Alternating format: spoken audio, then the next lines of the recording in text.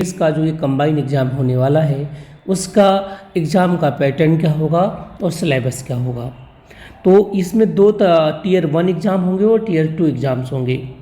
जो tier 1 exam होंगे उसमें जो क्वालिफाई किए जाएंगे, लगभग टोटल पोस्ट के 10 गुना बच्चे क्वालिफाई किए जाएंगे टीयर 1 एग्ज़ाम में, वो टीयर 2 के लिए क्वालिफाइड हो जाएंगे। जो टीयर 1 एग्ज़ाम होगा उसमें 6 सेक्शन है, 6 सेक्शन है। पहला है जनरल रीजनिंग जिसमें 20 क्वेश्चन आएंगे 60 नंबर के। दूसरा है न्यूमेरिक एबिलिटी।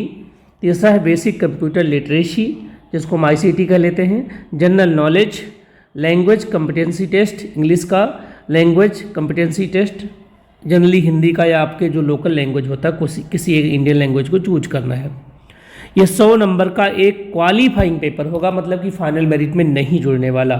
ओके, जब आप इस एग्ज़ाम में क्वालिफाई हो जाएंगे, कितने क्वालिफाई होंगे, मान लीजिए अगर किसी में 50 पोस्ट है तो 500 बच्चे क्वालिफाई होंगे, वो जाएंगे किसके लिए, टायर 2 के लिए। सबसे इम्पॉर्टेंट बात। और ये जो आपके पास 100 प्रश्न है इसमें एक क्वेश्चन 3 नंबर का है और इसमें नेगेटिव मार्किंग 1/3 है, याद रखिएगा। टोटल जो टाइम आपको मिलेगा 2 घंटे का मिलेगा, तो 2 घंटे में आपको 100 क्वेश्चन अटेम्प्ट करने हैं। क्लियर है।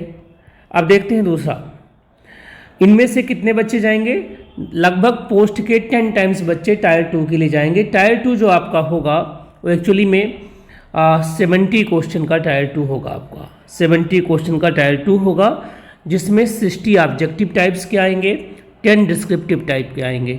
तो 60 के मार्क्स 60 हो गए और 10 के 40, मतलब टोटल 100 नंबर का ये भी होगा, राइट। तो ये आपका कह सकते हैं कि ऑब्जेक्टिव 1 अंक का होगा और सब्जेक्टिव 4 नंबर का होगा। और ये पूरा पेपर 2.5 घंटे का होगा, जो सेकेंड वाला पेपर है 2.5 घंटे का होगा, राइट। इसमें जो नेगेटिव है 1/4 है, नेगेटिव मार्किंग है, और इसके मार्क्स आपके एग्जाम में जुड़ेंगे। तो मेन क्या है, आप पहले टायर 1 निकालिए, क्वालिफाई कर लीजिए टायर 1 को, और फिर जुड़ जाइए किसके लिए, अपने सब्जेक्ट पे ताकत लगाने के लिए। जो टायर 3 होगा उसमें टोटल पोस्ट के केवल 3 गुने कैंडिडेट को बुलाया जाएगा, और वो 100 नंबर का एक इंटरव्यू होगा। क्या होगा, 100 नंबर का एक इंटरव्यू होगा। इस हिसाब से टायर 2 में जो आपको नंबर जुड़ा उसका 85% लिया जाएगा, और टायर इंटरव्यू में जितना नंबर मिलेगा उसका 15% लेकर के कंबाइन मेरिट बनाई जाएगी। उस कंबाइन मेरिट के हिसाब से आपका चयन किया जाएगा। क्लियर बात है। अब क्या है, अगर आपका जो चयन है इसी मेरिट के हिसाब से होगा कि आपको NBS मिलेगा या KBS मिलेगा। सबसे इंपॉर्टेंट बात क्या है कि PGT और TGT दोनों में केवल एक पोस्ट पर ही अप्लाई कर सकते हैं, है ना। अगर PGT TGT